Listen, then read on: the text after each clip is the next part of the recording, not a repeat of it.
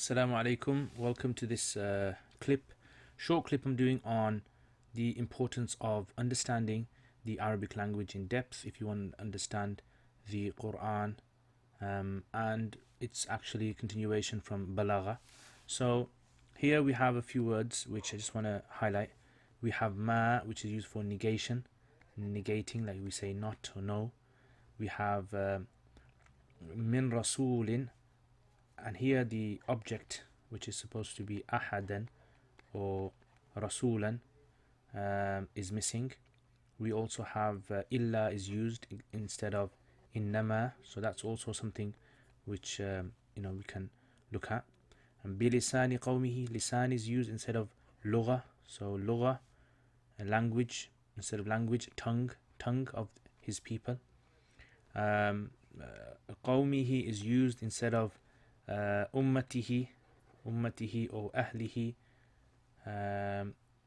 So we've got that. Anyway, so let's look at these things then. It's a few points. Now in Arabic, ma, when you use ma for negating, it actually comes for negating a previous accusation that was made. So if there's an accusation that's made, you use ma. Like for example, if someone says to you, you broke the glass, so you would use, to respond to that, you say ma, I did not break the glass. Ma kasartu az-zujaj. So ma would be used there instead of lam. Arsalna, sent.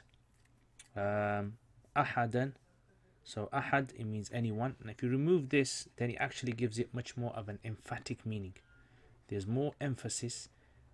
It's more emphatic than actually saying we didn't send anyone from the messengers.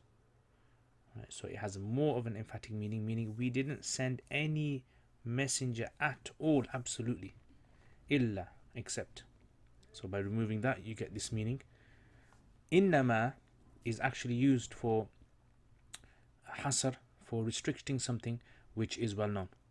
So for example, you only use innama if the person you're speaking to actually knows what you're talking about. So you say, you know I'm only a student. I'm only a student. So you use innama there. Illa, however, isn't used for that. Illa can be used for when the opposite person or the person you're speaking to doesn't really know what you're talking about. It's the first time they're hearing it. So like, La ilaha illallah. Bilisani qawmihi. So lisan, it means tongue. So why not use lugha? Because the word lugha has a negative connotation with it. It's from laghu. Laghu means something which is excessive, something that's futile, something that has no benefit at all. Laghu. So instead of saying they are sent with the lugha of their people, it has a negative connotation, it says the tongue. And having the tongue has two benefits that come to my mind. One is the language. The tongue is a tool for the language. So with the tongue of their people, in other words, the language, and also the tongue of the people also includes the culture, the history, the society, the food that they eat, sitting down with them, standing up with them, walking about with them. Knowing all of these things is inclusive in lisan, meaning you have to be born and bred amongst the people to have a lisan of a people. Lugha, you can actually be a foreigner and learn the lugha of someone. Qawmihi. Now qawmihi is used instead of ummah because qawm in Arabic is used for the forefathers, the male forefathers of a person. So the Prophet ﷺ's father, who was Abdullah, his father, who was Abdul Muttalib, his father was Hashim, etc. All those. So anyone who is included in his forefathers is known as his qawm, his people. Right? And they were the ones who spoke his language, his society, understood everything he said.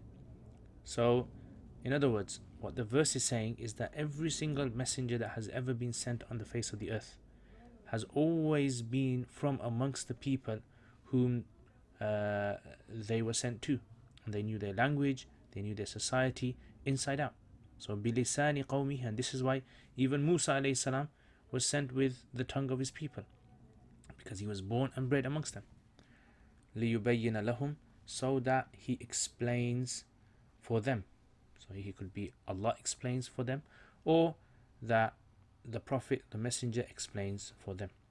So this is just one example of how intricate the verses of the Quran can become, and I've just touched upon 5 or 6 things, and there's much more in there. And if you want to learn more, then I really